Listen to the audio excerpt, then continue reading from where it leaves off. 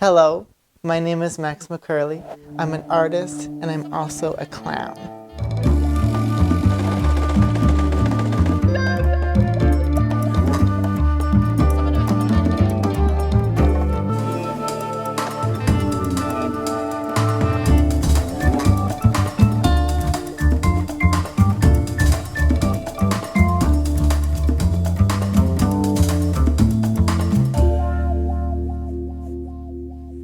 At this point, I've accumulated quite a few clown characters through my journeys of making clown costumes.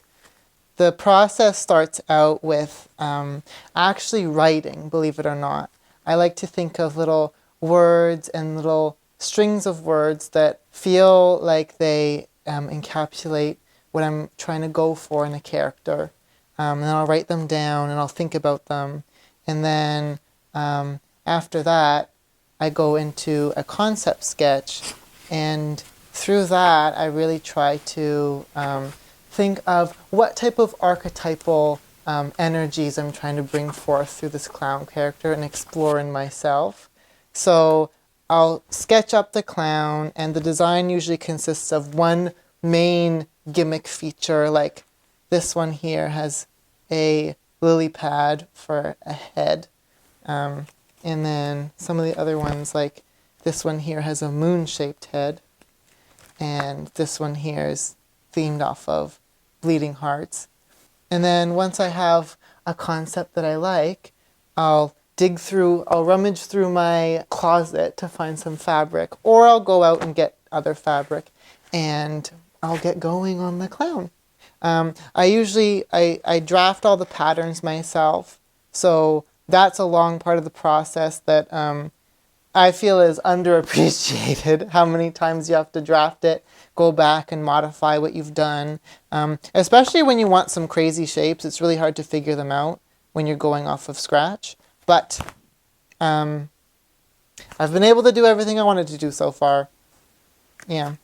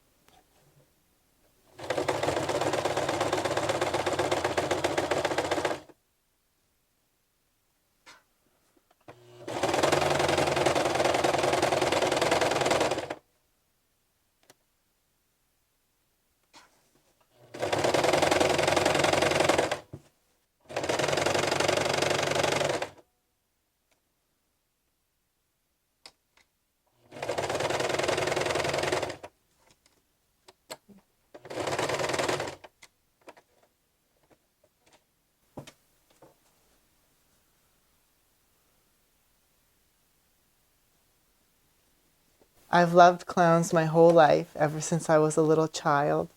And on my 21st birthday, my parents gave me a sewing machine. And I thought, what a better time than now to start making clown costumes. So that summer, or actually that winter, that summer I was meant to take sewing lessons. But then, of course, there was a pandemic and the sewing lessons were canceled. So instead, I decided to teach myself how to sew all on my own via making clown costumes. I started big so that the basics were easier after I managed to make a clown costume in its fullest. But before that, I would say I mainly did watercolor illustration. That was my raison d'etre before I had a sewing machine. I loved to make really, really large scale watercolor paintings. And they always quickly outgrow the space that I'm making them in. But since then, I've not had much space to make large scale work, so I'm confined to what I could make in my small apartment.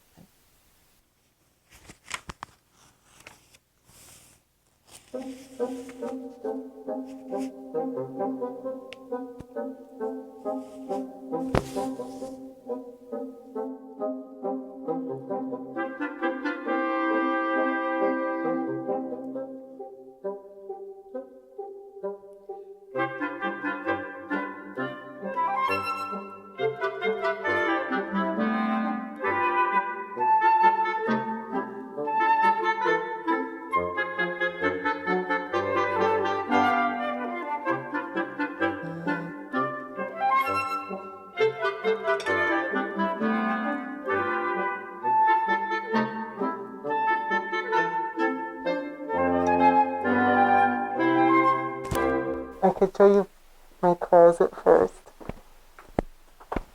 This is where all of the clown things are. I have my cleaning supplies, but then I also have my wall of clowns. It's where I store all the masks. My biggest fear is that someone will come in here without me knowing and open my closet and think I'm a serial killer. Which I am.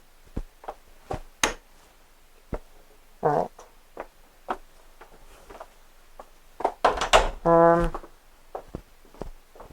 This is where I get all my sewing done. I'm currently working on a Venus flytrap inspired clown. So I have this satin and velvet. This is the bodice pieces coming together. This will be the back of it. This is what it looks like on the inside so far. This is my trusty sewing machine that I do everything with. And these over here are the patterns I've drafted. So it starts like this and it ends like that. Yeah, that's that part. This is usually where I get all my watercoloring done. I have this big vat of different watercolor colors, and I like to sit in front of the window while I do it. This plant is dying now.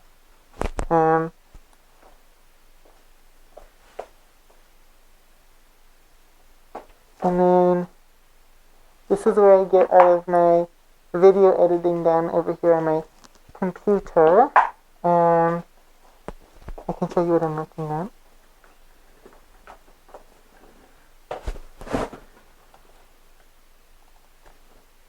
I use DaVinci Resolve. This is an example of a type of video I add to my Patreon. It's kind of just a video I made of me remaking some shoes for a costume. So it's just like a video of how I made shoes. Yeah, that's what goes on here. I'm excited about, keeping going with what I'm doing. It's something that makes me happy. It's something that makes me feel motivated, and it's something that makes me feel purposeful. So continuing to grow my practice, trying new things, meeting new people, expanding as much as I can. And I'm very excited about the future. Really, what is a clown to say besides life is but a dream?